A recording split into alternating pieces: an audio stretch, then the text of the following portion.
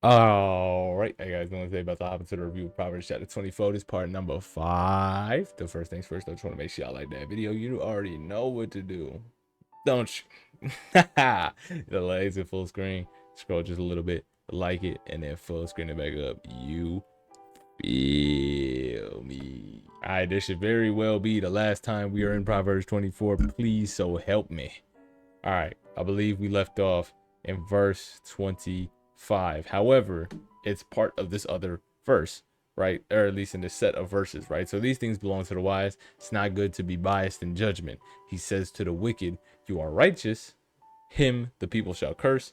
Nations are going to abhor him, right? So we see, don't be biased, right? It's also good to note, I think that he said in the sermon that this point marks the end of the Proverbs of Solomon. Some of them might have come from him, not entirely sure, but about this point at verse 23, right? So don't be biased. These things belong to the wise. A wise person would say, don't be biased, because somebody who's biased is going to say, you're righteous to a wicked person, and then shall the people curse him. Nations are going to abhor him, right? That's basically what we talked about in the last video.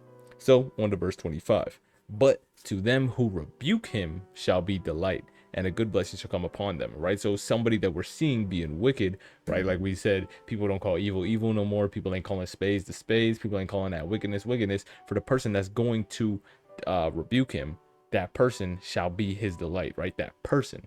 To them that rebuke him shall be delight. They're going to love that person so much more. And a good blessing shall come upon that person. In the sense of, at the least, we could say the good works in heaven for your, or the rewards for your good works in heaven at the least, but also, right, you sow what you reap. Point out something for somebody, somebody's going to point out something for you. And we know that when you trust in God and follow the process and see the vision, chances are your life's just going to get better. At the least, you're going to get the joy of God, and that's just going to make everything fall in comparison, right? Ain't that right?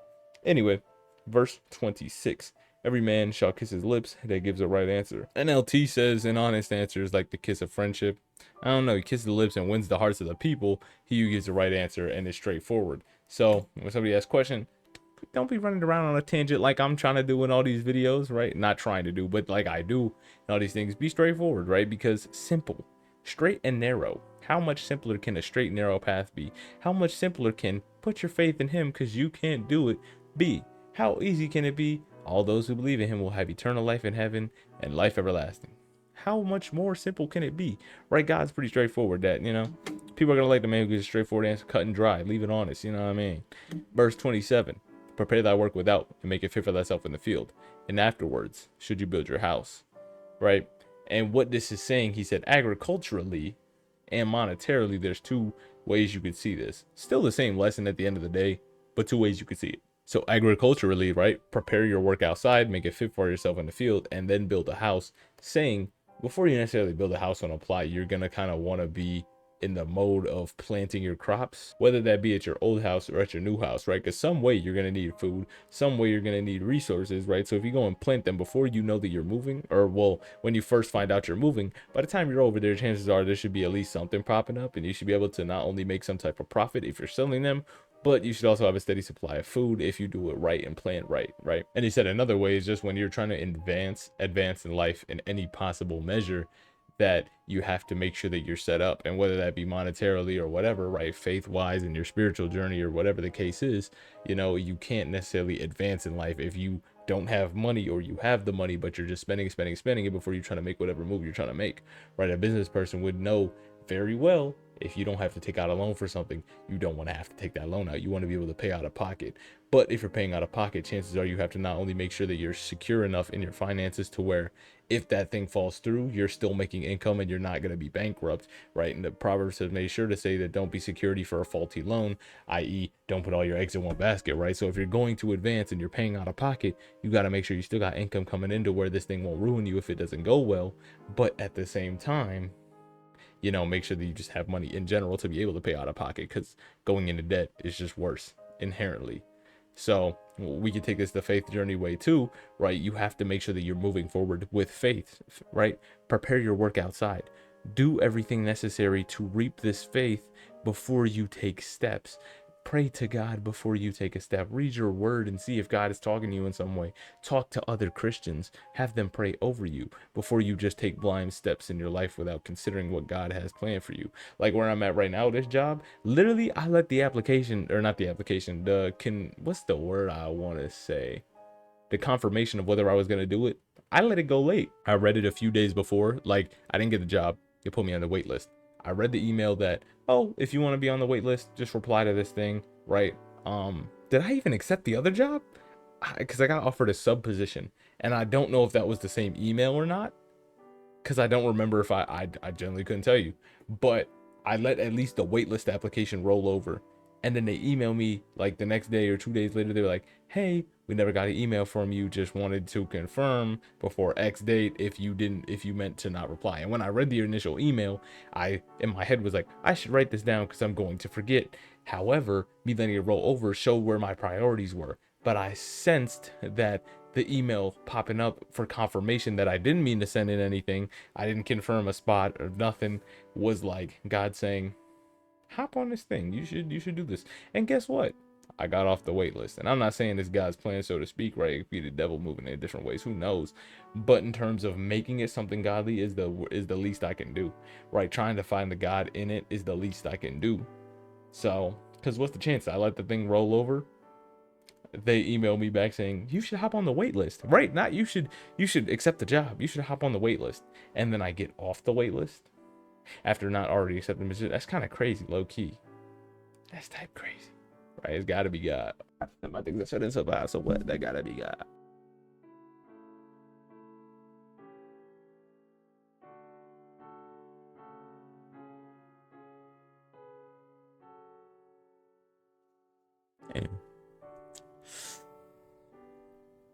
And then it says, verse 28, be not a witness against thy neighbor without cause, and deceive not thy lips, right? Just don't be a false witness, right? Don't be a liar. Why would you want, what was the name of the other video? Something like, what's it called? Don't point and laugh when others stumble, or don't laugh when others stumble, because God's going to be mad at you. Don't deceive your lips. Don't be lying on other people because you want your selfish desire, right? You're not helping them out. Plus, when it says when you help them out, right, you're gonna get a blessing. That's what it just said in the verse before, or one of the verses before in this video, right? But it also does say, which is important to note, without cause, right? Don't do it for no reason. Let there be a reason, a godly reason, in fact, and prepare your work beforehand. Step into that decision with faith. Verse 29, say not, I will do so to him as he has done to me. I will render to the man according to his work, because God doesn't do that to us. He doesn't give us what we deserve unless we don't come to him. When we come to him, he doesn't give us what we deserve. So also, what's the other saying, right? Revenge shall be of the Lord, right? So turn the other cheek. And I seen a thing actually when it said turn the other cheek, it was because they used to backhand, and backhanding was seen as disrespectful. So if somebody slapped you and you backhand, right? So if I backhand you, bow, chances are I'm hitting you on your left cheek, which means if you turn your right cheek to me, I have to slap you.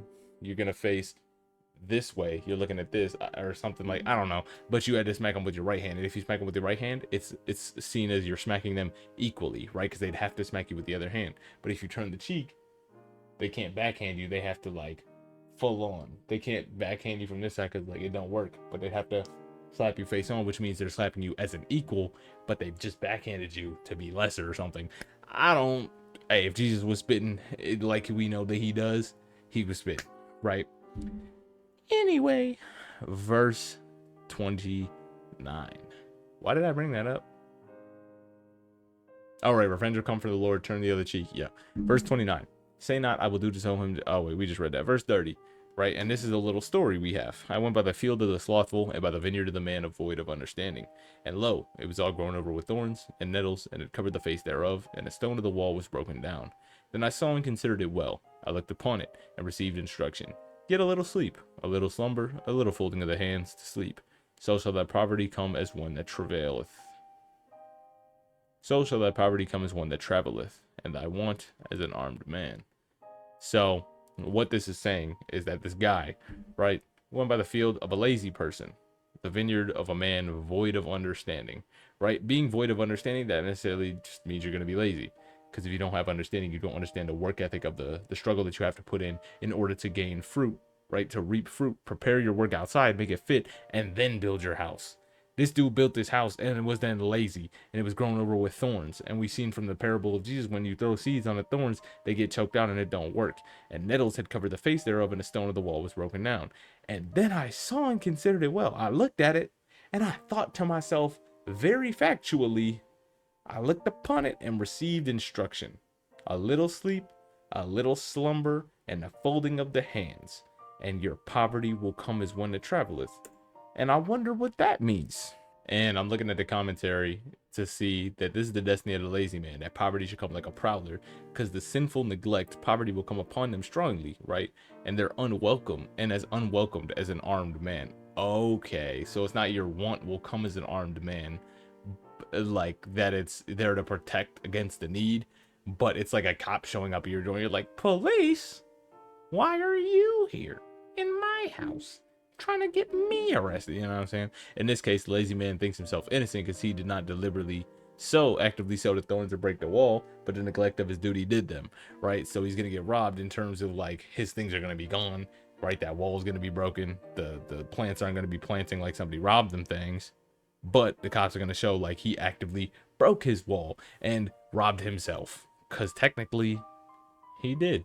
And as this says, he's without his excuse. And then the last note is that in the sermon, Pastor Paul was saying that the point of this is to say that poverty is avoidable, right? Whether how hard you want to work, that's up to you and the grace of God that he gives you and the path that he has set for you. Because no matter how hard you work, you know, sometimes God may just say, it's not your time, big fella. It's not your deal.